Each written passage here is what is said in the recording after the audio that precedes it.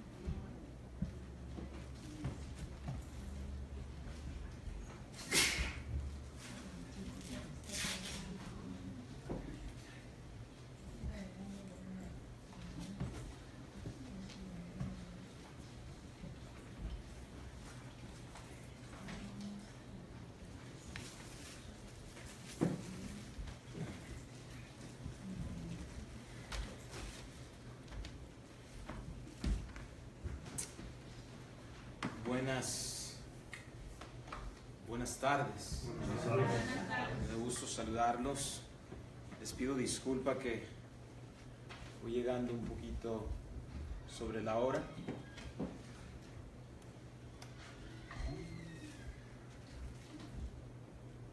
Pero le damos gracias a Dios de que aquí estamos. Amén. Y bueno, estamos en el quinto tema de esta semana, y queremos pedirle al Señor que nos acompañe y nos dé la sabiduría que tanto necesitamos para que reconozcamos la palabra de Dios, para que reconozcamos la voluntad de Dios, reconozcamos la voluntad de Dios. Saben, me llama mucho la atención lo que encontramos en el Antiguo Testamento acerca de Caleb. No sé si recuerdan a Caleb, pero Caleb fue uno de los 12 príncipes, dice la palabra de Dios, que fueron a reconocer la tierra prometida, ¿sí? Cuando Israel estaba a punto de entrar, ¿no? a Canaán. Muchas gracias. A Canaán para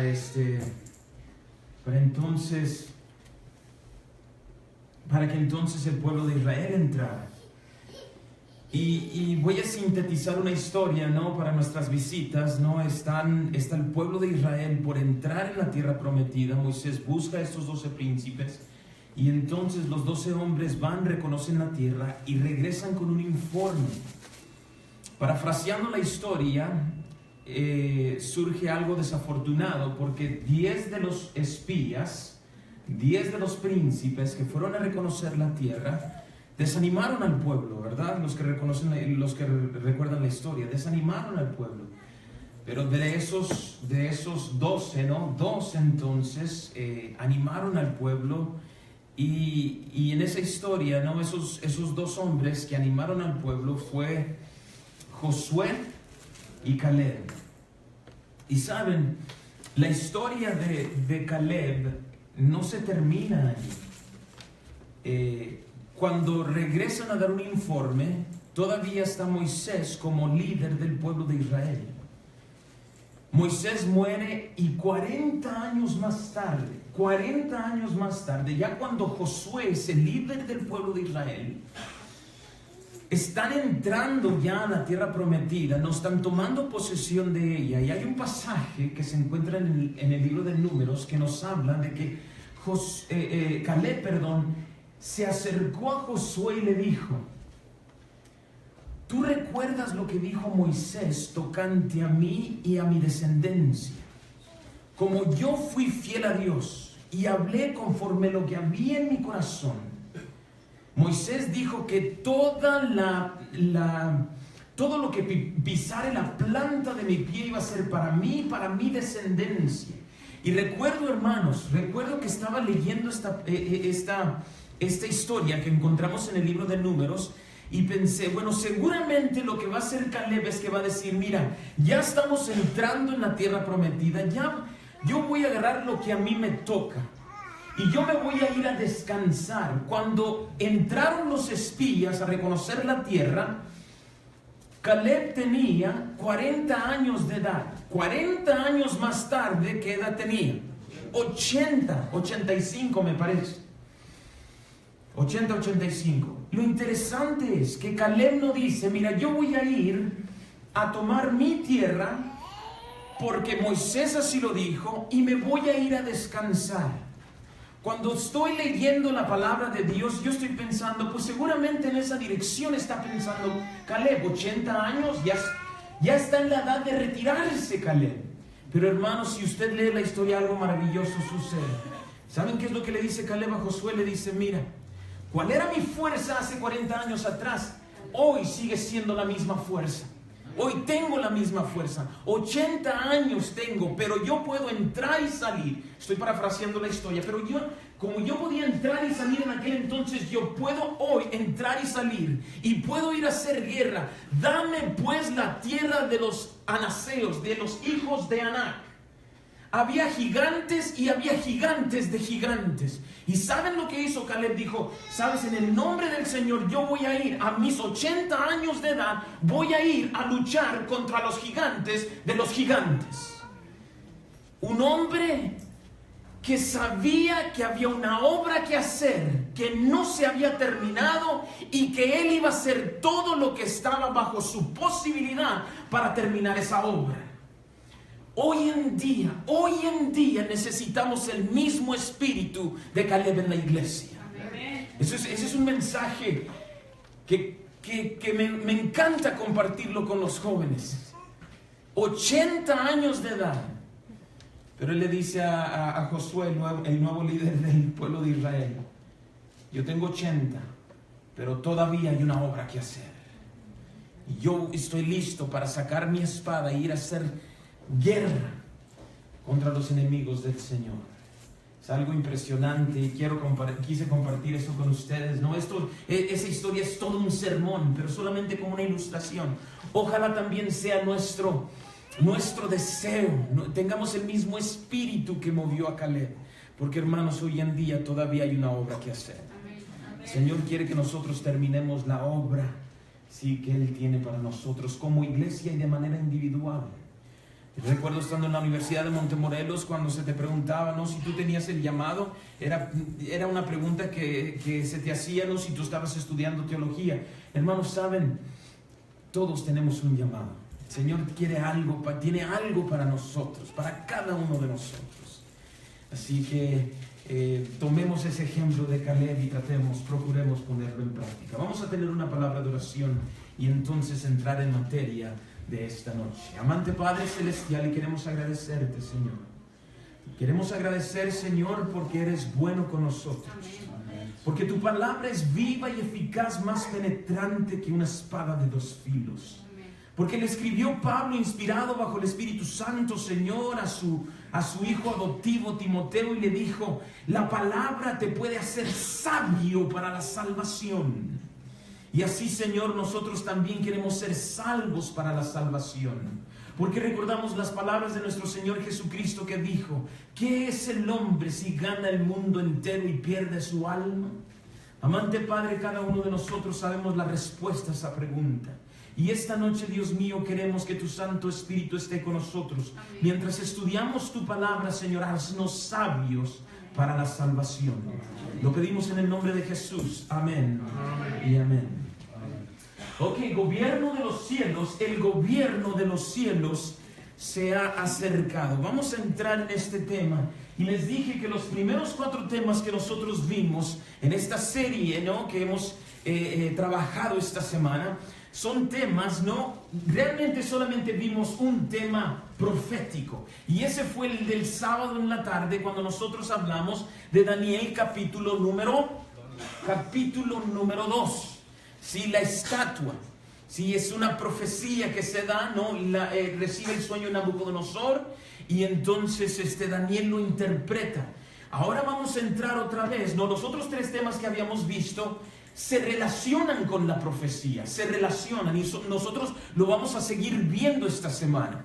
Dijimos que el libro de Daniel es un libro acerca del fin, es un libro acerca del fin, pero está envuelto en el asunto del juicio y la adoración. Y esta noche vamos a introducir otro elemento que está envuelto en este asunto del libro de Daniel y del tiempo del fin. El título del tema de esta noche: gobierno contra gobiernos. Y vamos a abrir nuestras Biblias. Hermanos, miren, es algo que yo tengo que ir mejorando. Voy a compartir lo siguiente con ustedes, ¿sí? Y quiero que usen sus Biblias. Me he puesto a pensar, ¿será que les estoy dando todos los versículos en la pantalla y están viendo? Si usted tiene su Biblia, abra su Biblia. Y cuando yo vaya a un versículo y esté en pantalla, usted verifíquelo en su palabra de Dios. Si en su Biblia, usted abra su Biblia. Seamos una iglesia que abre la palabra de Dios, ¿sí? Así que yo quiero invitarnos a hacer eso. No sé, tal vez en el futuro, si es que tenemos la oportunidad de compartir una serie de esta naturaleza, vamos a ver qué dejamos en la pantalla y qué quitamos, ¿no? Porque quiero, por lo menos un servidor, y yo sé que hay muchos pastores, muchos ancianos, líderes de iglesia, que quieren que la iglesia abra su Biblia. Es mi deseo, sí, que abran sus Biblias. Vamos a ver entonces este tema y vamos a ir a Daniel capítulo número 7. Daniel capítulo número 7.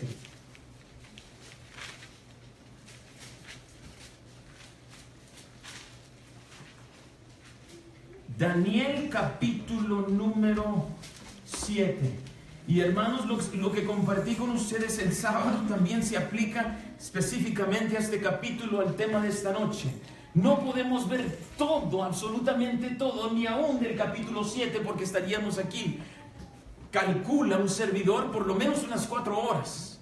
O sea, hay tanto, es tan rico el material del capítulo 7 que vamos a tener que, we're going to have to pick and choose, vamos a tener que escoger cuáles son los puntos importantes, pero los puntos que nosotros vamos a ver esta noche están relacionados con lo que nosotros hemos venido trabajando. Así que vamos a ir, abran sus Biblias, Daniel capítulo 7, voy a comenzar con el versículo número 2, dice: Daniel dijo, miraba yo en mi visión de noche, y he aquí que los 4 ¿qué? Los 4 vientos del cielo combatían en el gran mar, y 4 bestias grandes diferentes, la una de la otra, subían del mar. Así que él tiene una visión y nos dice, ¿no? Yo estaba viendo y los 4 vientos, ¿no?, comenzaron a revolverse, y vi en el cielo que combatían los vientos sobre el gran mar. Y del gran mar subían 4 bestias diferentes la una de la otra, que subían del mar. Versículo. Antes de pasar al siguiente versículo, sí, un comentario que hace el profesor Ducan en su libro Secretos de Daniel, que seguramente pueden conseguir en la librería adventista, Secretos de Daniel, y él tiene otro libro titulado Secretos de Apocalipsis. Desde el comienzo la visión funciona en un ámbito universal. Es agitada desde el agua y está encuadrada por los 4 vientos de la tierra. Los 4 vientos de la tierra personifican los 4 rincones de la tierra. La profecía de Daniel incumbe ¿a quién? A todo el mundo. a todo el mundo. Los comentaristas nos dicen, ¿no?, que desde el inicio, cuando se nos dice, ¿no?, de que Daniel y sus amigos son tomados de Jerusalén, ya no están dentro de los límites, dentro de las fronteras del pueblo de Israel. Esta profecía ya no es solamente para el pueblo de Israel. ¿Es para quién? Para todos. El libro de Daniel es de naturaleza universal. Y aquí lo vemos en el capítulo número 7. Antes de ir más allá, vamos a darle interpretación a estos versículos que acabamos de leer en el versículo número 2 y número 3. Yo quisiera, ¿no?, que nosotros veamos el simbolismo profético, porque es una visión simbólica. Sí, lo que él ve es un simbolismo, son simbolismos. Y aquí vamos a ver esto rápidamente. Una bestia representa a un ¿qué? ¿Qué es lo que tenemos ahí en pantalla? A un reino o gobierno. Ahora necesitamos ser bien claros, bien sinceros con ustedes esta noche. Allí usted está en Daniel capítulo 7. Vaya al versículo 17. Vaya al versículo 17 y dice la palabra de Dios: estas 4 grandes bestias son 4 ¿qué? 4 reyes que se levantarán en la tierra. Ahora, el versículo 23, si usted brinca del 17 al 23, nos dice la palabra de Dios: y dijo así: la 4ª bestia será un 4 ¿qué? Reino. Quiero ser bien claro, bien transparente con ustedes. Las 4 bestias representan 4 reyes, nos dice el versículo número 17. En el versículo 23 nos dice que la 4ª bestia es un 4 reino. Es decir, que aquí el pasaje utiliza reyes y reinos de manera intercambiable. Ahora lo acepto, un servidor lo acepta. Creo que hay suficiente cercanía entre un término en el otro para decir, bueno, se puede usar de manera intercambiable, especialmente con la clase de gobierno que existía en aquel entonces. Lo que el rey decía, eso se hacía. Una monarquía, ¿no? El rey era el gobierno. Cuando el rey decía algo, punto, y se acabó. Entonces es importante, yo quiero de una vez, ¿no?, compartir con ustedes, ¿no?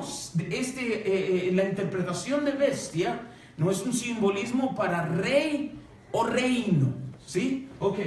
La siguiente interpretación: vientos representan disensión, guerra y conflicto. Vamos a ir, el libro de Jeremías está, creo que 2 libros más hacia adelante de la Biblia.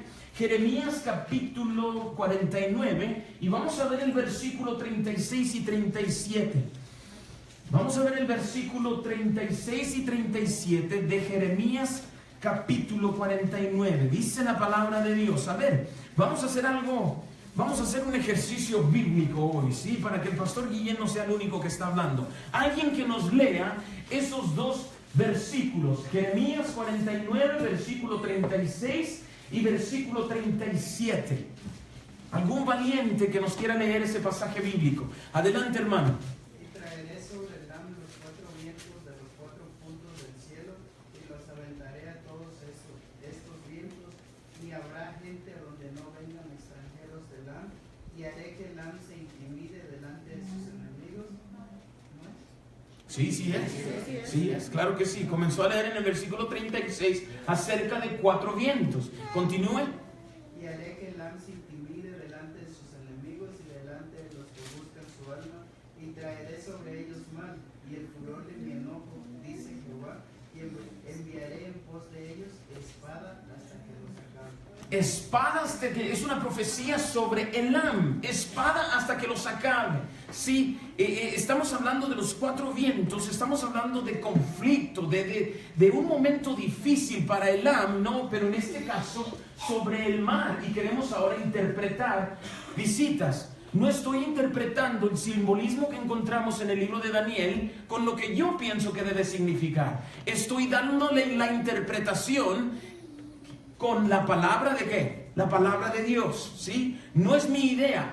Estoy utilizando un principio de interpretación que creo que es el más adecuado, que la Biblia se interpreta a sí misma, ¿sí? No son mis ideas, es palabra de Dios. Así que vamos a ir ahora a Apocalipsis capítulo 17 versículo 15 para interpretar qué es el mar. ¿Qué es el mar o las aguas? ¿Sí? Ahí tenemos, representa multitudes, gentes y naciones. ¿Algún otro valiente o una valiente, sí, que quiera compartir con nosotros? Apocalipsis capítulo 17 versículo 15. Aquí adelante lo tenemos. Dice, me dijo también, las aguas que has visto donde la ramera se siente son pueblo, muchedumbre, naciones y lenguas. Las aguas que has visto sobre la cual se sienta la ramera son ¿qué cosa? Pueblos, muchedumbres, naciones, gente, mucha gente, muchedumbres. Sí, así que eso lo estamos interpretando también con la palabra de Dios. Así que ahí tenemos, ¿no?, este simbolismo profético, así de una manera muy sencilla, para tratar de entender qué es lo que está ocurriendo en este sueño de Daniel en el capítulo número 7. Volvemos pues a este pasaje que encontramos en el capítulo 7 de Daniel y vamos a continuar leyendo. Dice, la primera bestia era como ¿qué cosa? Versículo 4, ¿como un qué? Como un león que tenía alas de águila. Yo estaba mirando hasta que sus alas fueron ¿qué cosa? Arrancadas, y fue levantada del suelo y se puso iniesta sobre sus pies a manera de hombre, y le fue dado corazón de ¿qué? Hombre. Corazón de hombre. Eso es interesante, ¿no? De que se le da un corazón de hombre. Sí, vamos a continuar. La siguiente, y he aquí otra segunda bestia, semejante a un león, a un oso, el cual se alzaba más de un costado que del otro, y tenía en su boca 3 costillas entre los dientes. Y le fue dicho así, levántate y devora mucha ¿qué? Mucha carne. Así que encontramos la segunda bestia. La tercera bestia. Después de esto miré, y he aquí otra bestia, semejante a un leopardo, con 4 alas de ave, y en sus espaldas. Tenía también esta bestia 4 cabezas, y le fue dado ¿qué cosa? Dominio, le fue dado el reino. Continuamos, ¿no? Y después de esto miraba yo en visiones de noche, y he aquí la cuarta bestia, espantosa y terrible, en gran manera fuerte, la cual tenía dientes grandes de ¿qué cosa? De hierro, devoraba y ¿qué cosa hacía? Y desmenuzaba, y las obras hollaba con sus pies, y era muy diferente de todas las bestias que vi antes de ella, y tenía ¿qué cosa? 10 cuernos. Así que encontramos un león, un oso, un leopardo con alas y 4 cabezas. Pero la cuarta bestia seguramente le llamó más la atención a Daniel. ¿Por qué? Porque era una bestia que él no reconocía, ¿sí? Espantosa en gran manera, y entonces no devoraba y desmenuzaba todo. Mientras yo contemplaba los cuernos, los 10 cuernos, ¿verdad? La última parte del versículo 7, los 10 cuernos, he aquí que otro cuerno pequeño salía entre ellos, y delante de él, fueron arrancados 3 cuernos de los primeros, y he aquí este cuerno tenía ojos como de ¿quién? Como de hombre, y una boca que hablaba ¿qué cosa? Grandes cosas. ¿Cuáles son esas grandes cosas? La palabra de Dios nos los va a decir, ¿sí?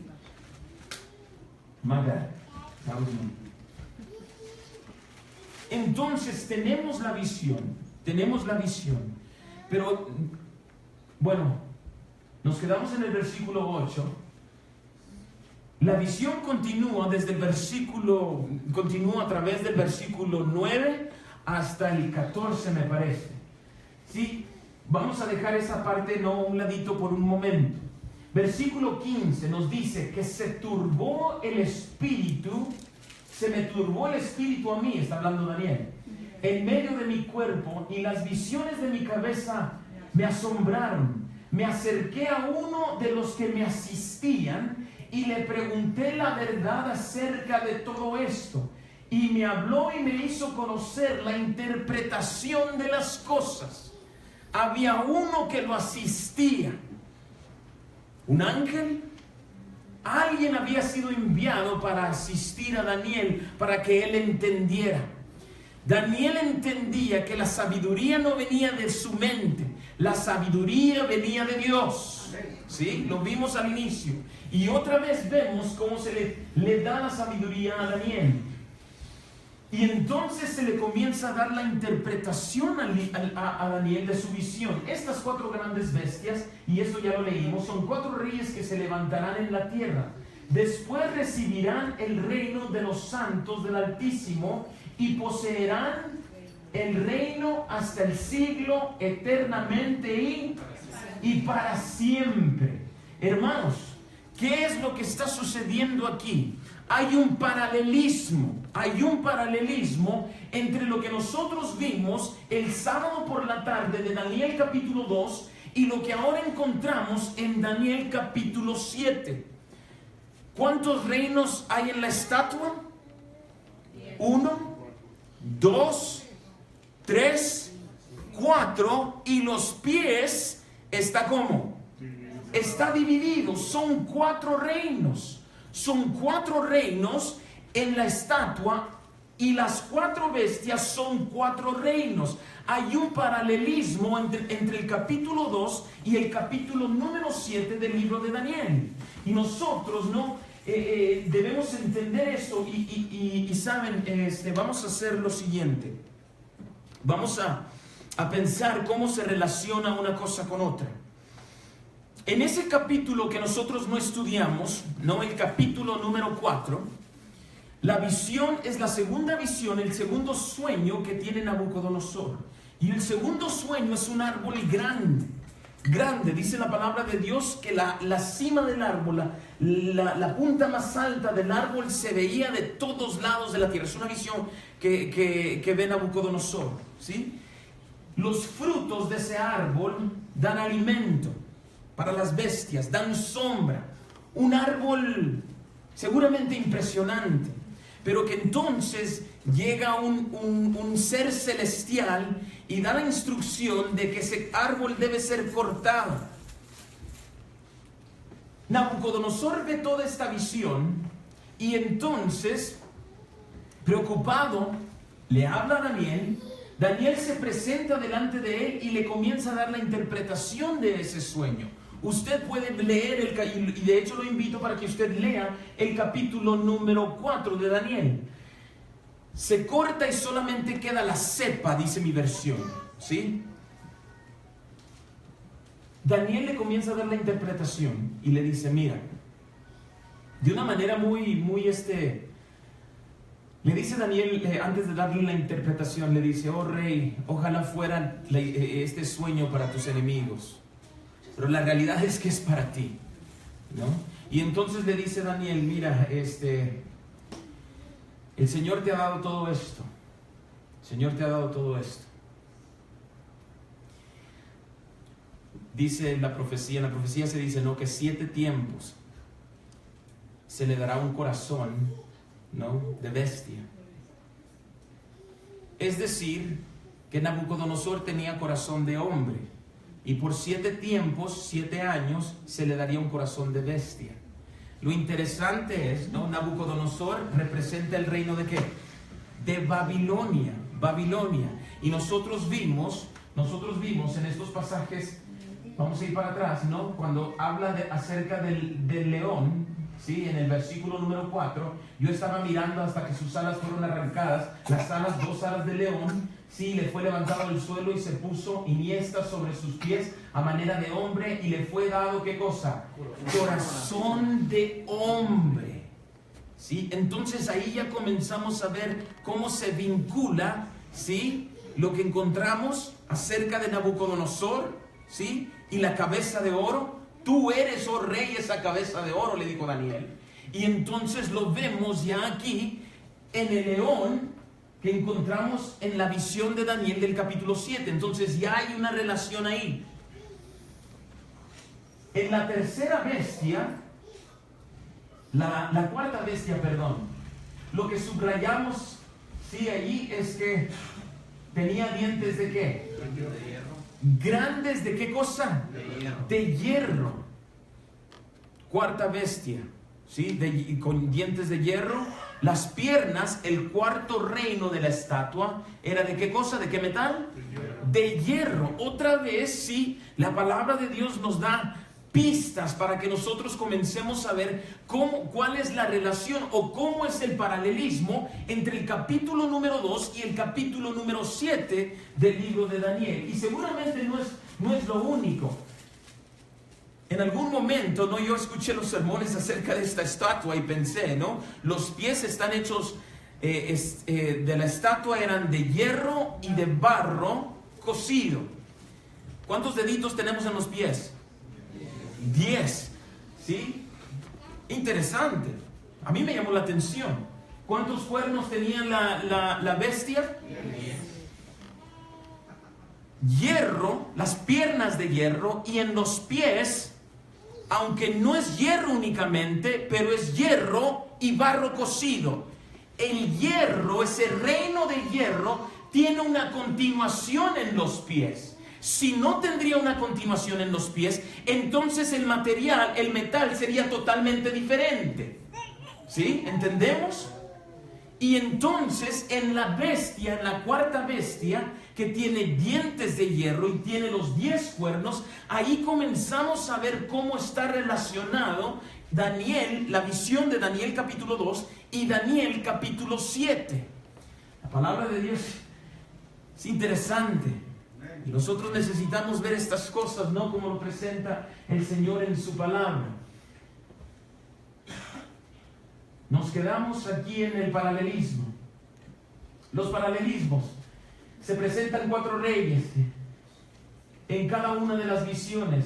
El último de estos 4 reinos se divide en ¿cuántas partes? 10. Dedos de los pies, cuernos. Ambas visiones terminan, otra cosa que nos permite relacionar Daniel 2 con Daniel capítulo 7, es que ambas visiones terminan con un reino que durará por la eternidad. ¿Sí? Y eso es algo que nosotros vemos, ¿no? Ahorita omitimos, yo les dije, hay una parte que omitimos, ¿sí? Del versículo 9 hasta el versículo 14. Pero por ahí, déjenme buscarlo, está en el versículo 14, y le fue dado dominio, gloria y reino para que todos los pueblos, naciones y lenguas le sirvieran. Su dominio es dominio eterno y nunca pasará, y su reino uno que nunca o que no será, ¿qué cosa? Destruido. Entonces ahí vemos nuevamente cómo la palabra de Dios, es decir, cuando la piedra no le pegan los pies a la estatua en el capítulo número 2, ¿no? Y se vuelve un monte así grande que dura para siempre. Hermanos, ahora en el capítulo 7 se nos está dando más información acerca de este reino. ¿Qué es lo que está ocurriendo entonces en el capítulo 7? El Señor nos está dando más información acerca de lo que Él ya profetizó a través de la estatua. Por eso es importante saber lo que está en el capítulo 7. Aquí lo tenemos, ¿no? Entonces el paralelismo es Babilonia, es el león con las 2 alas. Medo-Persia, ¿sí? El oso con las 3 costillas y que se levanta más de un costado. Grecia, leopardo con 4 cabezas, 4 alas. Comentaristas dicen, ¿no? De que las 4 alas es porque conquistó de una manera bien veloz, así rápido. Sí, Alejandro Magno efectivamente movió su ejército de una manera rápida, ¿no? Para entonces convertirse en el tercer gran imperio de la historia en el libro de Daniel. Y el último es Roma, ¿sí? Los dientes de hierro y las piernas de hierro que encontramos en el capítulo número 2. El cuarto reino será fuerte como el hierro, y como el hierro, ¿qué cosa? Desmenuza, otra palabra que también encontramos en el capítulo número 7. Así que otra cosa que nos muestra una relación entre Daniel 2 y 7. Entonces, ahora ya explicamos, ¿no? Esta relación que hay entre el capítulo 2 y el capítulo 7 de Daniel. Ahora nos dice la palabra de Dios en el versículo 19: entonces tuve el deseo de saber la verdad acerca de la ¿qué? De la cuarta bestia. A Daniel le llama la atención, ¿cuál bestia? La cuarta, la que él dice es espantosa. No sé qué animal, con qué animal relacionar esta bestia. Sí, es espantosa. Quiso saber la verdad acerca de esta bestia, que era diferente de todas las otras, espantosa en gran manera, y que tenía dientes de hierro y uñas de bronce, y que devoraba y desmenuzaba, y las obras hollaba con sus pies. Asimismo, acerca de los 10 cuernos que tenía en ¿dónde? En la cabeza, y del que había salido, delante del cual habían caído 3. Y este mismo cuerno tenía ojos y boca que hablaba, ¿qué cosa? Grandes cosas. Daniel se queda con la impresión de la cuarta bestia. Y no solamente de la bestia, sino de sus cuernos y de ese cuerno que se levantó y hablaba, tenía ojos de hombre y hablaba con una boca grandes cosas. Los 10 cuernos, se da la interpretación ahí en el libro de Daniel, en el capítulo 7. Los 10 cuernos significan que de aquel reino se levantarán ¿qué? 10 reyes, y tras ellos se levantará otro, el cual será ¿cómo? Diferente. Será diferente. Este reino será diferente que de los primeros, refiriéndose a los primeros 10, pero 3 de ellos, 3 de estos reyes serán derribados.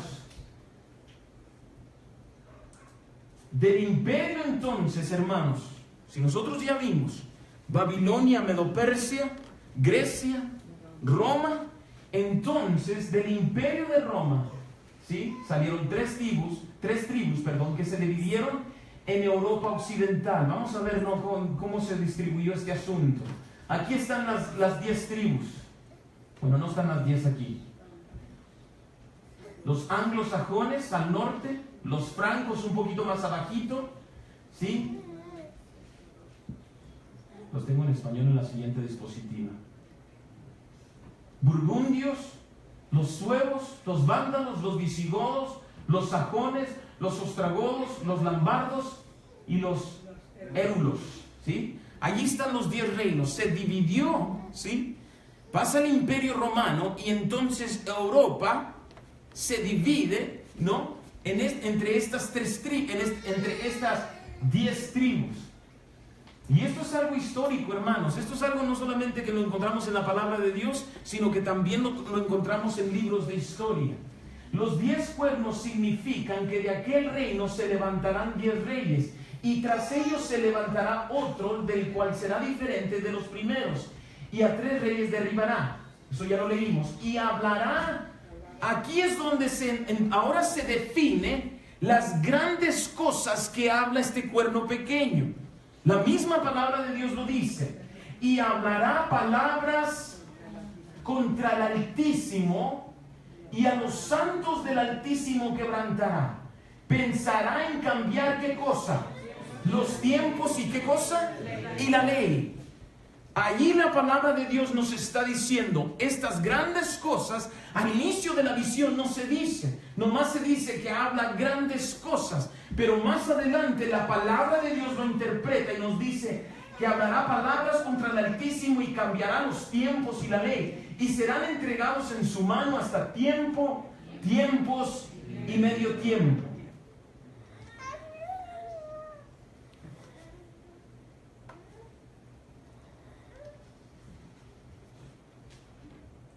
Estoy pensando si presentar esto primero o al final.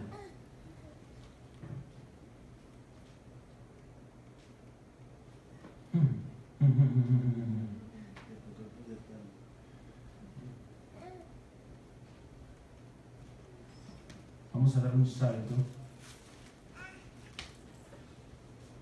a lo siguiente. Queremos definir, queremos encontrar el punto de esta noche. Lo que vamos a hacer en los siguientes 15 minutos, si me lo regalan esos 15 minutos, vamos a definir quién es este cuerno pequeño.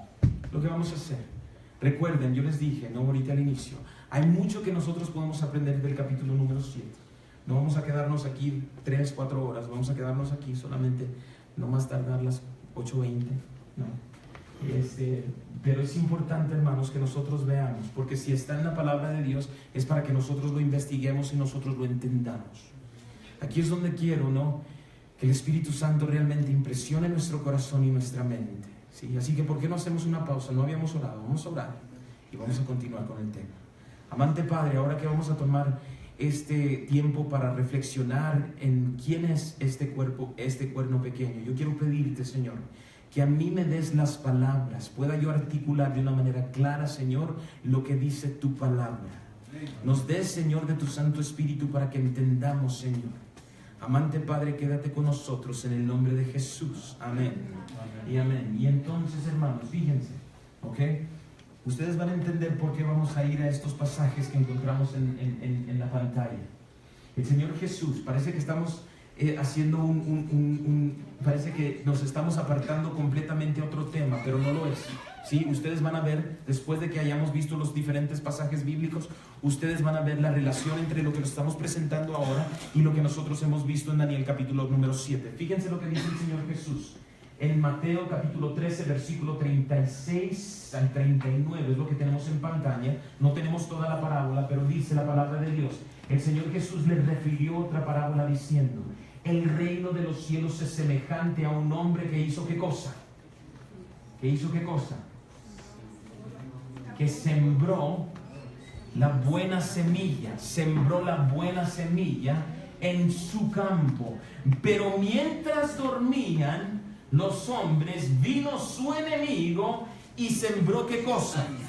Sembró cizaña entre el trigo. ¿Y qué cosa hizo? Y se fue. Si nosotros vamos a Mateo capítulo 13, nosotros vamos a encontrar la interpretación que el Señor Jesús le da a esa parábola. El Señor Jesús da la interpretación en la parábola en ese mismo capítulo, pero unos versículos más abajo. En el versículos 36 al 39, los que leímos fue del 24 al 26. Dice la palabra de Dios. Ahora la interpretación del Señor Jesús. Hermanos, fíjense cómo la palabra de Dios se interpreta a sí misma, ¿sí? Entonces, despedida la gente, entró Jesús en la casa y acercándose a él sus discípulos le dijeron: explícanos la parábola de la cizaña del campo. Versículo 37, respondiendo él les dijo: el que siembra la buena semilla es ¿quién? El Hijo del Hombre. El que siembra la buena semilla es el Hijo del Hombre. Así que, hermanos, yo quiero que ustedes reconozcan algo, miembros de iglesia. Si usted está aquí hoy, es porque el Señor Jesús sembró la buena semilla en su corazón. Y si nuestras visitas están aquí hoy, es porque el Señor Jesús, el Señor del cielo, también ha sembrado la buena semilla en sus corazones. ¿Sí? No es el pastor Guillén, no es los que hacen la obra misionera. Hacemos obra misionera porque las buenas nuevas de salvación son tan maravillosas que las tenemos que compartir. ¿Sí? Y es tan importante que entendamos que es el Señor del cielo el que está haciendo esta obra. Y encontramos aquí que los discípulos se acercan con Jesús y le piden que le expliquen la parábola. Entonces, versículo 37, respondiendo él les dijo: el que siembra la buena semilla es el Hijo del Hombre. Versículo 38, el campo es ¿qué cosa? El mundo. La buena semilla son los hijos del reino, y la cizaña son los hijos del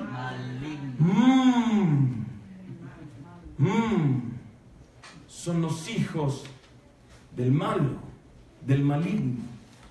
Hermanos, el enemigo está sembrando cizaña en el mundo, lo dice la palabra de Dios. Ahora yo quiero hacerles una pregunta, y lo vamos a ver con unos versículos más adelante. La iglesia es tierra fértil. ¿Amén? Amén. La iglesia es tierra fértil. ¿Dónde cree usted que el enemigo quiere sembrar más?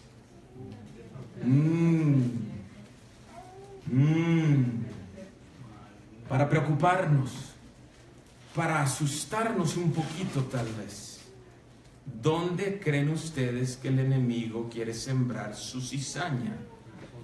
En el mundo la está sembrando, Pero la iglesia no es inmune a esto. De hecho, yo me imagino que el enemigo trabaja un poquito más duro con los que están en la iglesia.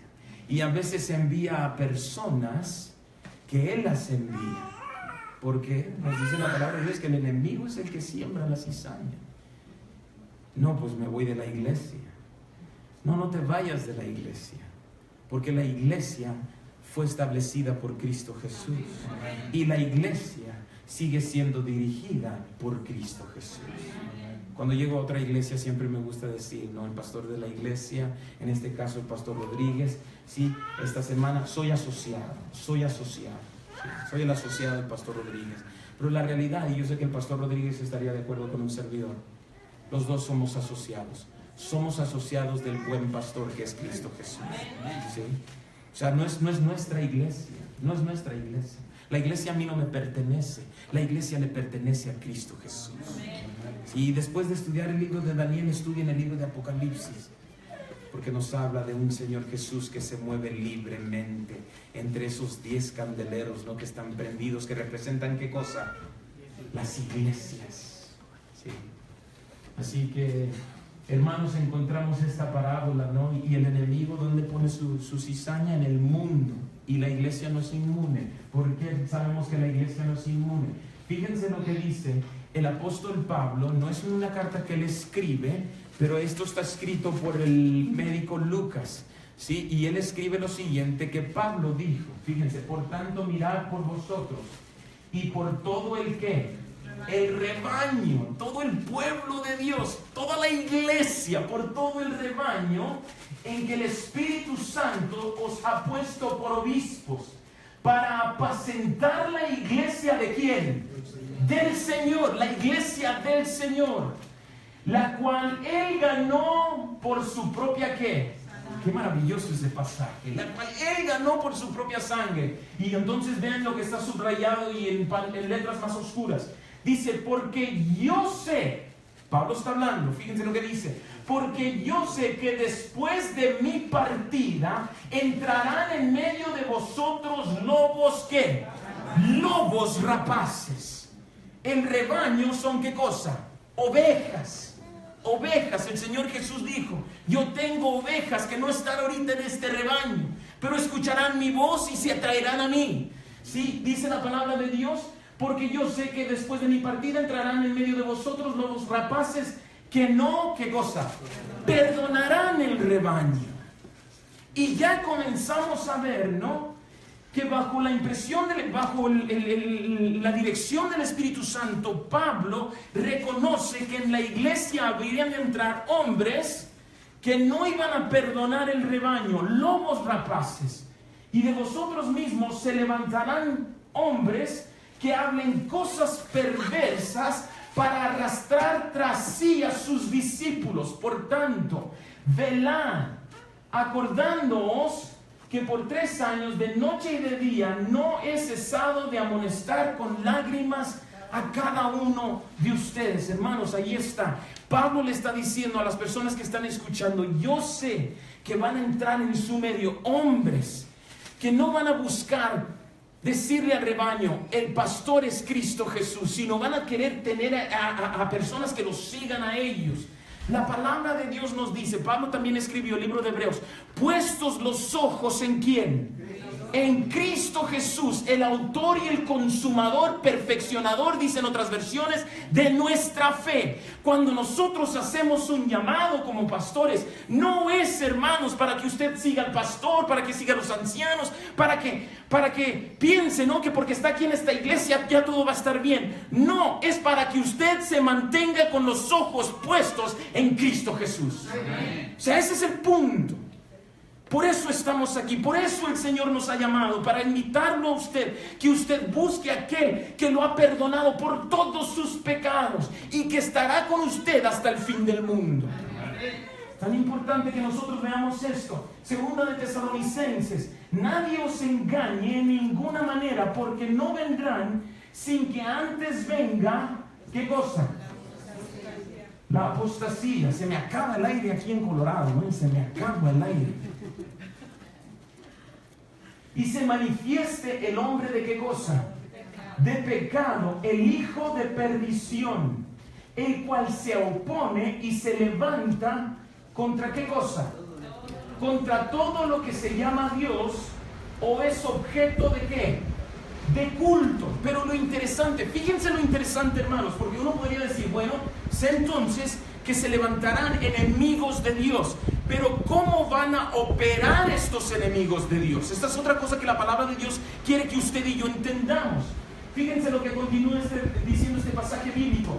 Tanto que se sienta en el templo de Dios, ¿como quién? Como Dios, haciéndose pasar ¿por quién? Por Dios. Hermanos, en el libro de Daniel encontramos lo que Pablo dice en Tesalonicenses. ¿Cómo? Capítulo 2, capítulo 3. Nabucodonosor vio la visión de los diferentes, de la estatua, de diferentes, muchas gracias, de diferentes metales. ¿Qué es lo que hace Nabucodonosor en el capítulo 3? Levanta una estatua, ¿de qué cosa? De solamente un metal, que es ¿de qué? De oro. Él era, le dijo Daniel en el capítulo 2, tú eres la cabeza de oro. ¿Qué es lo que Nabucodonosor? No sé cuál fue su proceso mental, qué es lo que él estaba pensando, pero lo que sucede con Nabucodonosor es que él dice, no, bueno, Dios dijo, pero yo voy a hacer las cosas como yo creo que deben de ser. Y él comienza a hacer algo que nosotros conocemos o lo describimos como usurpación, tomar el lugar de Dios. Tanto que se sienta en el templo de Dios como ¿quién? Como Dios. Fascinante lo que encontramos en la palabra de Dios. Cuidado, hermanos. Hay que velar y hay que orar. El enemigo es tan astuto, tan inteligente para tentarnos, para la tentación, para presentarnos la tentación. Le dijo a Eva, aquí está el fruto. Si tú tomas de este fruto, serás como ¿quién? Como Dios. Qué interesante. Pobrecita Eva, se quedó patinando. Yo me hubiese quedado patinando también. ¿Acaso no el Señor ya había dicho que al hombre y a la mujer las creó a su semejanza? Ya lo había dicho. Entonces, ¿qué es lo que está diciendo la serpiente? El enemigo es bien astuto, hermanos. Por eso nuestra lucha no es por vencer el pecado, sobreponernos a nuestros malos hábitos. No, es estar cerca del Todopoderoso y de la fuente de sabiduría que es Cristo Jesús. Esa es la lucha que tenemos. Por eso en la mañana estudiar y buscar al Señor. Ay, pastor, no hay tiempo, me canso tanto. Mira, yo no te voy a decir que abras tu Biblia 20 minutos. Te voy a decir, pero ábrela, abre tu Biblia. Arrodíllate, preséntate delante del Señor. ¿Saben? Un servidor tenía un problema. Cuando yo no oraba un día y no estudiaba mi Biblia, el siguiente día menos lo hacía. ¿Saben por qué menos lo hacía? Porque pensaba, no, yo no soy un buen cristiano. Y entonces, como no soy un buen cristiano, pues me voy a castigar y entonces voy a durar un rato sin estudiar mi Biblia. Cosa más tonta. Alabado sea el nombre de Dios, del que el Señor me ha enseñado. Mira, si tú no estudias tu Biblia hoy, el día de mañana, busca estudiar tu Biblia.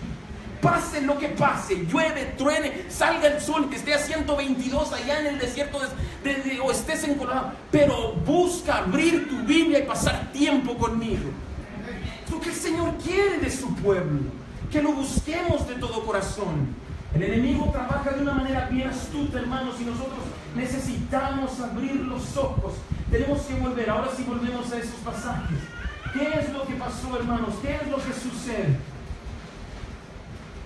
Entonces vemos que la palabra de Dios nos habla de que hay alguien que toma el lugar de Dios. Lo vimos en Daniel.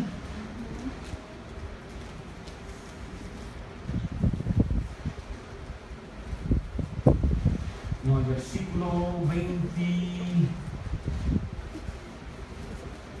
hablaba grandes cosas. Más adelantito. los paralelismos. Allí, el versículo 17. Después recibirán. No, eso no es. Eso me pasa por brincar de un lado para otro.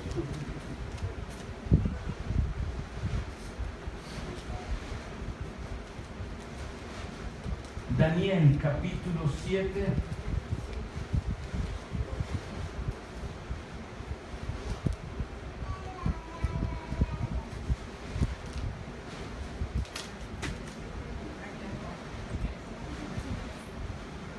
Ahí está. Y hablará palabras contra el Altísimo y a los ojos del Altísimo quebrantará. Pensará cambiar ¿qué cosa? Los tiempos y la ley. Ok. Ahora, ya nos dimos cuenta, ¿no? Es un poder que se levanta para definir otra vez que dónde estamos. Lo que queremos hacer en estos 2 minutos que nos quedan, definir ese cuerno pequeño.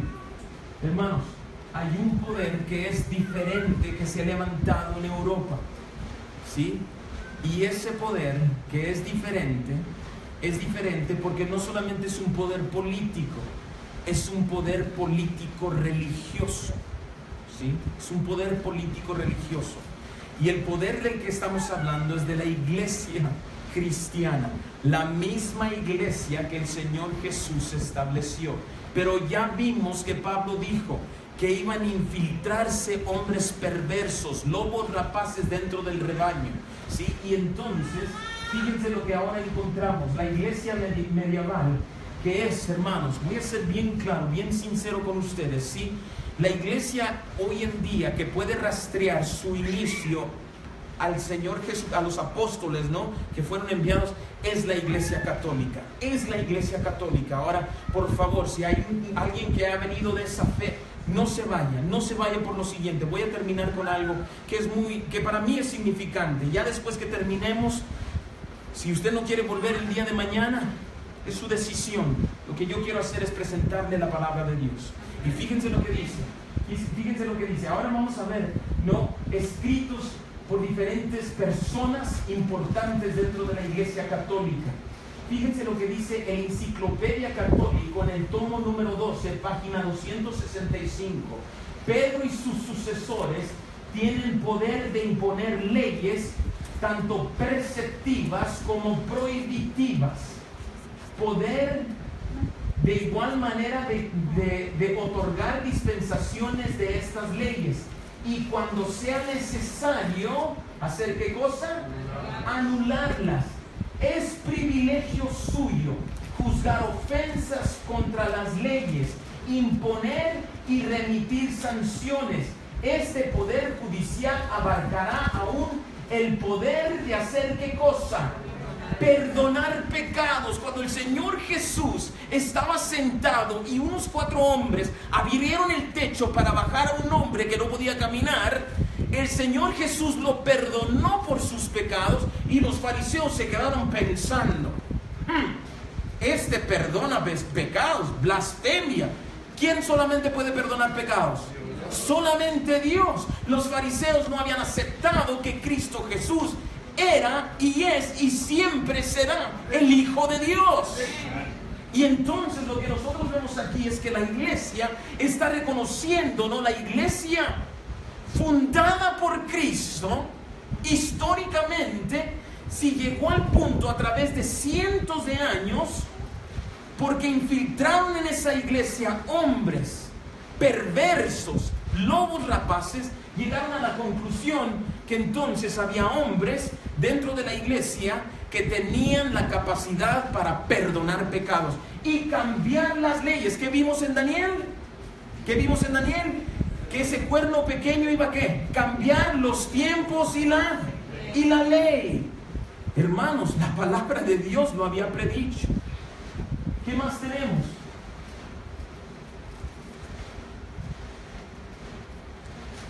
Acerca de Pedro, porque lo que sucede, ¿no? Es que se cree que Pedro, ¿no? O es la interpretación que da la Iglesia Católica, que Pedro es el primer papa. ¿Por qué? Por lo que encontramos en Mateo capítulo 16, versículo 18. y yo también te digo, el Señor Jesús está hablando, y yo también te digo que tú eres ¿quién? Tú eres Pedro, y sobre esta roca edificaré ¿qué cosa? Mi iglesia. ¿Saben, hermanos? Bien se podría interpretar esto. Bueno, entonces Pedro es la roca, y las puertas del Hades no prevalecerán contra ella. Pero saben, el Señor no nos dejó a oscuras. ¿Por qué? Porque entonces en Hechos capítulo número 4 versículo 11 Pedro está hablando, y fíjense lo que dice Pedro: este Jesús es la piedra reprobada por vosotros los edificadores, la cual ha venido a ser cabeza de ¿qué cosa? Del ángulo. Para Pedro el fundamento era Cristo Jesús. ¿Y quién mejor de darle la interpretación a lo que el Señor Jesús dijo en Mateo capítulo 16 versículo 18 que la persona que lo está escuchando? ¿Sí? La palabra de Dios, sí, el Señor sabe por qué esto está en la palabra de Dios. Porque el Señor dijo, bueno, para que no se confundan, Pedro, inspirado también por el Espíritu del Señor, va a predicar esto y va a compartir con las personas que están escuchando que la piedra angular, el fundamento es Cristo Jesús. Pedro reconoció esto. Fue la interpretación de Pedro según la palabra de Dios.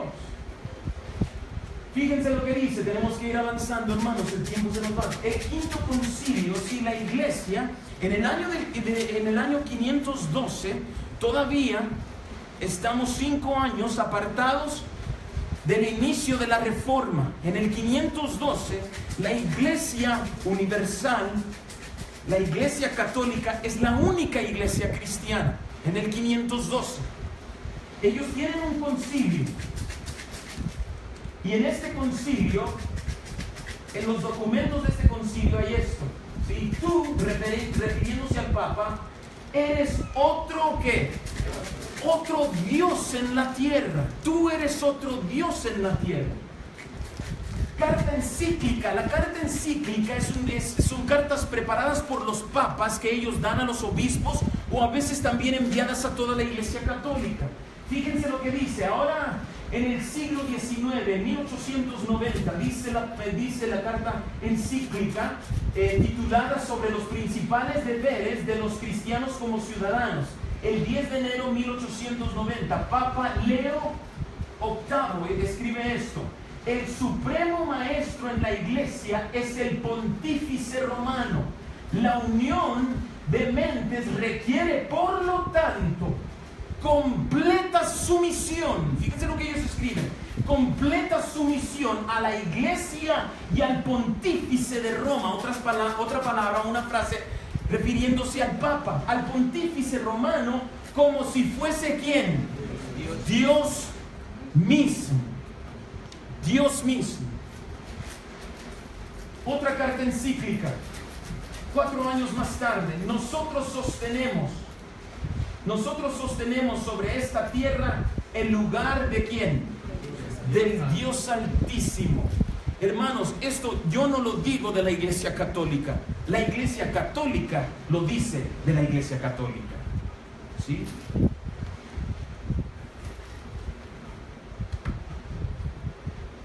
Y nosotros como adventistas necesitamos también tener muchísimo cuidado. ¿Por qué? Porque si el enemigo trabajó en la iglesia que el Señor Jesús estableció, y si nosotros tenemos la verdad, la palabra de Dios, y nuestra doctrina, nuestros dogmas están basados en la palabra de Dios, hermanos, el enemigo se está buscando la manera de también hacer un trabajo y una obra dentro de la iglesia. Así que cuando usted ore en las mañanas y pida por su vida y pida por su familia, pida también por la iglesia. No solamente pida por su familia, pida por su iglesia. Por algunos años ya, mi oración: Señor, permíteme ser nacido del Espíritu. Permíteme, Señor, ser un buen esposo y un buen padre. Y permíteme, Señor, ser un buen pastor. Porque, hermanos, el Señor nos ha llamado y somos parte de la familia de Dios en Cristo Jesús. ¿Sí? ¿Y saben por qué pido primero para ser un buen padre y un buen esposo? Una cláusula, una píldora. Hermanos, si hay un lugar donde tenemos que vivir nuestra vida espiritual, es en el hogar. Si hay un lugar donde es sumamente difícil vivir nuestra vida espiritual, es en el hogar. Se me acaba la paciencia con mis chiquillos y a veces con mi esposa también. Espero no esté viendo por el Facebook, pero ni modo, ella sabe. Y seguramente a ella se le acaba la paciencia conmigo. Pero al consagrarnos al Señor, yo creo, hermanos, creo que el Señor quiere que tengamos familias fuertes, ¿sí? Donde la gente se dé cuenta que en nuestras familias está el amor de Cristo Jesús. No me cabe, hermanos, y voy a prolongar este paréntesis, no me cabe en la cabeza venir a la iglesia, estar aquí, cantarle al Señor, buscar al Señor, y que en la casa las cosas no estén bien. No va a ser nuestra vida familiar, hogareña, no va a ser una vida perfecta, pero si hay un lugar donde debemos procurar perdonarnos y vivir el amor de Cristo Jesús, es en el hogar. Y lo he dicho una y otra vez y lo voy a seguir compartiendo. Puedo ser un mal pastor, pero el Señor me ayuda a no ser un mal esposo y un mal padre. No que quiero ser un mal pastor, no interprete, por favor no digan, pastor Guillén digo que quiere ser un mal pastor. No es eso. Es cuestión de prioridades. Cuestión de prioridades. Vemos esto, ¿no, hermanos? Escrito. Con esto vamos a terminar. Keenan Stephen, también un escrito de la Iglesia Católica, un catecismo doctrinal, la tercera edición americana, en el año 1876. Si no tuviera ese poder de cambiar leyes, de decir, esta es la manera que se va a hacer y así se va a hacer, porque el pontífice romano es el maestro y todos se van a someter. Si no tuviera ese poder, no podría haber hecho aquello en lo que todos los modernos religiosos están de acuerdo. ¿A qué modernos religiosos se está refiriendo? Sí, ahorita vamos a ver eso. No podría haber sustituido la observancia ¿de qué día? Del domingo, el primer día de la semana, por la observancia del ¿qué? Del sábado, el séptimo día. Un cambio para el cual, fíjense, este escritor católico reconoce que este cambio para el cual no hay autoridad. ¿En dónde? En las Escrituras. El día sábado lo observamos porque es palabra de Dios. Y este escritor católico reconoce que el sábado es el día establecido por las Santas Escrituras. No debo adorar a Dios como yo pienso que debo de adorar a Dios. Debo adorar a Dios como Dios me pide que yo le adore. Hermanos, Él nos da vida y nos da todas las bendiciones que tenemos. ¿No merece el Señor que lo adoremos como Él quiere que lo adoremos? ¿Sí? Tal vez eso suene como algo monumental, algo sumamente pesado. Escribió el apóstol Pablo: es el Señor el que produce en nosotros así el querer como el hacer por su buena voluntad. Es palabra de Dios. Hermanos, vamos a terminar con una oración. Son las 8:30. No es, hermano, no es mi interés, no decir, pues los católicos, no es eso. Lo que nosotros, el problema que hay aquí, ¿no? Es doctrinal. Doctrinal. Cuando nosotros hablamos de doctrina, de un dogma, ¿sí? Es lo que la iglesia enseña. ¿Un dogma qué es? Lo que la iglesia enseña. Punto. Vamos a verlo desde un punto de vista muy sencillo. What's a dogma? It's what a church teaches, a doctrine, the teaching of the church. Okay? Period. Es un dogma.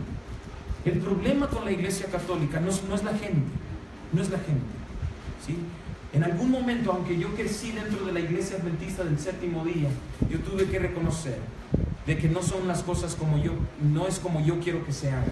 Es como el Señor del cielo quiere que se hagan.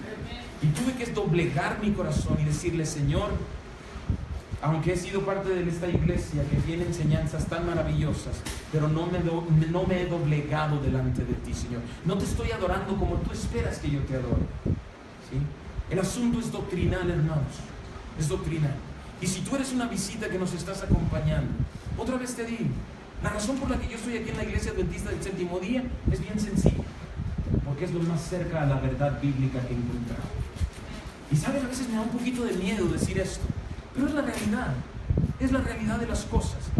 De que mi compromiso no es con la iglesia, mi compromiso es con Dios. Y si fuera a existir otra iglesia más aproximada a lo que dice la palabra de Dios, hermanos, mi obligación es acercarme a esa iglesia que está más próxima a cómo se sirve al Dios del cielo, de acuerdo a su palabra. ¿Entienden lo que estoy diciendo? ¿Sí? No estamos diciendo, no es decir, no, es que la iglesia adventista, no, es estar comprometido con el Señor y con su palabra. No hay iglesia perfecta, no la hay. Pero yo sé que el Señor está haciendo su buena obra aquí con nosotros. Y hermanos, el punto no es que usted llegue a ser parte. Nos gustaría visitas que lleguen a ser parte de nuestra iglesia, pero más que nada, que usted acepte a Cristo Jesús, que lo adore como Él pide y que usted pueda llegar a ser salvo por la misericordia de nuestro Señor. Vamos a orar. Amante Padre Celestial, queremos agradecerte, Señor, por esta noche. Hemos sentido tu Santo Espíritu, Señor, y aunque es difícil tratar estos asuntos, porque aparentemente, Señor, parece que le estamos tirando aquí y ahí, no es eso, Señor, no es eso, pero necesitamos levantar la voz de que tú, Señor, eres el Dios del universo, el que nos da vida, Señor, y nos llenas de bendición, pero que tú quieres, Señor, que te adoremos en espíritu y en verdad. Señor, tu palabra es verdad. Santifícanos en tu verdad, Señor. Haznos sabios para la vida eterna. Despídenos de este lugar, pero nunca de tu presencia. En el nombre de Jesús. Amén y amén.